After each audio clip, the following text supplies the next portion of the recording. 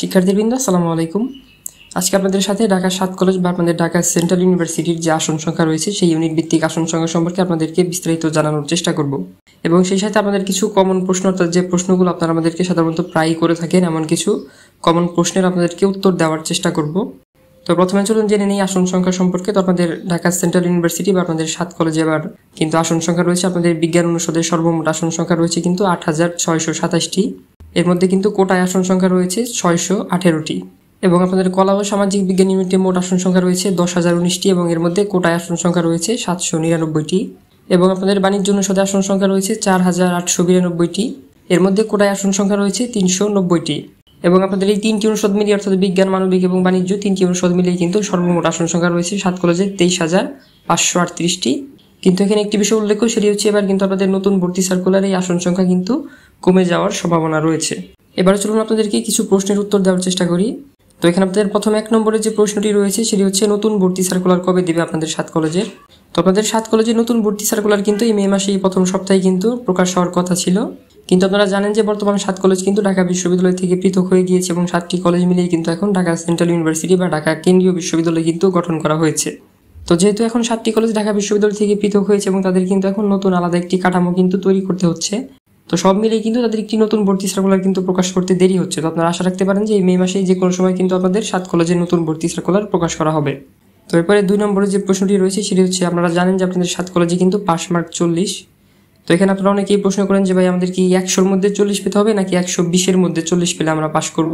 তো এখানে আপনাদেরকে অবশ্যই ১০০-র মধ্যে ৪০ পেতে হবে, কারণ আপনাদের এখানে ১০০টি এমসিকিউ থাকবে এবং আপনারা জানেন যে আপনাদের ২০ নম্বর হচ্ছে আপনাদের এসএসসি এবং এইচএসসির জিপিএ থেকে কিন্তু ২০ নম্বর নেওয়া হবে। তো আপনাদের টোটাল মার্ক হচ্ছে ১২০, কিন্তু এখানে আপনাদেরকে এমসিকিউতে যে ১০০ মার্ক রয়েছে সেই ১০০-র মধ্যে আপনাদেরকে ৪০ পেতে হবে পাস করতে হলে। তো এখানে অবশ্যই আপনাদেরকে ১০০-র মধ্যে ৪০ পেতে হবে। তো এরপর ৩ নম্বরে যে প্রশ্নটি রয়েছে সেটি হচ্ছে এসএসসি এবং এইচএসসি থেকে আলাদা আলাদাভাবে জিপিএ লাগবে কিনা ৭ কলেজে আবেদন করতে হলে। তো আপনাদের ৭ কলেজের কিন্তু পূর্বের ভর্তি বিজ্ঞপ্তি অনুযায়ী কিন্তু তেমন কোনো শর্ত দেওয়া নেই যে আপনাদেরকে এসএসসি এবং এইচএসসিতে আলাদা আলাদাভাবে সর্বনিম্ন জিপিএ পেতে হবে, তেমন কোনো কন্ডিশন কিন্তু এখন পর্যন্ত দেওয়া নেই। অর্থাৎ আপনার এসএসসি এবং এইচএসসির মোট জিপিএর যোগফল যদি ৭ হয় তাহলে আপনি বিজ্ঞান ইউনিটে আবেদন করতে পারবেন এবং আপনার এসএসসি এবং এইচএসসির মোট জিপিএর যোগফল ৬ হলে আপনি মানবিক ইউনিটে আবেদন করতে পারবেন এবং আপনার এসএসসি এবং এইচএসসির মোট জিপিএর যোগফল 6.50 হলে আপনি বাণিজ্য ইউনিটে আবেদন করতে পারবেন। তো আপনাদের এসএসসি এবং এইচএসসিতে আলাদা আলাদাভাবে কোনো জিপিএর কিন্তু শর্ত দেওয়া নেই। তো এখানে আরও একটি বিষয় উল্লেখ হচ্ছে আপনাদের যদি কোনো শিক্ষার্থীর এসএসসির জিপিএর যোগফল একটু কম থাকে বা এইচএসসির একটু বেশি থাকে বা যদি কারো এসএসসিতে বেশি থাকে এইচএসসিতে কম থাকে, তো সব মিলিয়ে আপনার এসএসসি এবং এইচএসসির মোট জিপিএর যোগফল আপনার ভর্তি যোগ্যতার যোগফলের সমান হলেই কিন্তু আপনি আবেদন করতে পারবেন। কোনো আপনার এসএসসি বা এইচএসসিতে আলাদা আলাদাভাবে কোনো জিপিএর মার্কের কিন্তু শর্ত এখন পর্যন্ত দেওয়া নেই। এরপরে ৪ নম্বরে যে প্রশ্নটি রয়েছে সেটি হচ্ছে সাবজেক্ট ওয়াইজ আলাদা আলাদাভাবে পাস করতে হবে কিনা। তো আপনাদের ৭ কলেজের নিয়ম অনুযায়ী কিন্তু এখন পর্যন্ত আপনাকে কোনো সাবজেক্ট আলাদা আলাদাভাবে পাস করার কোনো শর্ত নেই, অর্থাৎ আপনি মোট যে আপনাদের ১০০ নম্বরের এমসিকিউ পরীক্ষা হবে সেখানে আপনি ১০০-র মধ্যে ৪০ পেলেই কিন্তু পাস করবেন, কোনো সাবজেক্টে আলাদা আলাদাভাবে পাস করার কিন্তু কোনো শর্ত দেওয়া নেই।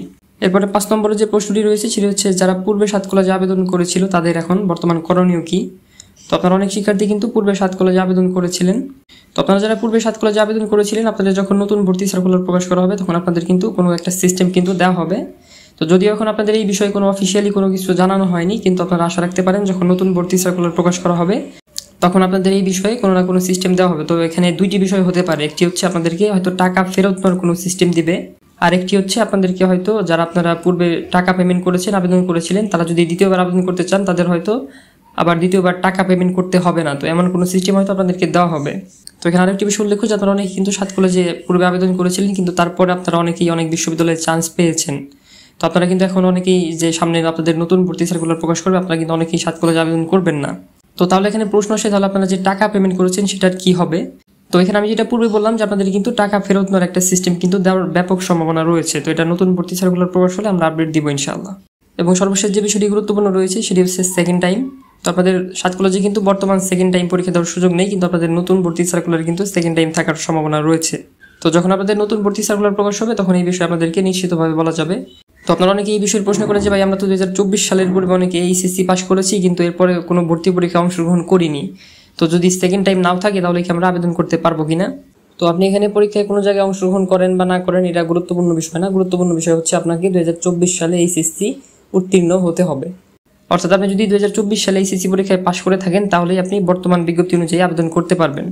আর যদি আপনাদের নতুন ভর্তি বিজ্ঞপ্তিটি যদি সেকেন্ড টাইম চালু করা হয়, তাহলে আপনারা যারা 2023 সালেও এইচএসসি পাস করেছেন তারাও এখানে আবেদন করতে পারবেন। এবং সর্বশেষ যে বিষয়টি বলতে চাই সেটা হচ্ছে, আপনাদের মধ্যে যদি এমন কোনো শিক্ষার্থী থাকে যারা 2024 সালের পূর্বে হয়তো কোনো বছরে এইচএসসি পরীক্ষা দিয়েছিল কিন্তু কোনো কারণবশত ফেল করেছে, আবার 2024 সালে নতুন করে পরীক্ষা দিয়ে উত্তীর্ণ হয়েছে, তারা কিন্তু 7 কলেজে আবেদন করতে পারবে। তো এই ছিল আপনাদের কিছু গুরুত্বপূর্ণ প্রশ্নের উত্তর, এবং আপনাদের যদি আরো কোনো প্রশ্ন থাকে আমাদেরকে কমেন্টে জানাতে পারেন। তো আজকের ভিডিও এই পর্যন্ত, এবং আমাদের নতুন ভিডিওগুলো পেতে অবশ্যই আমাদের চ্যানেলটি সাবস্ক্রাইব করে রাখবেন। ধন্যবাদ সবাইকে।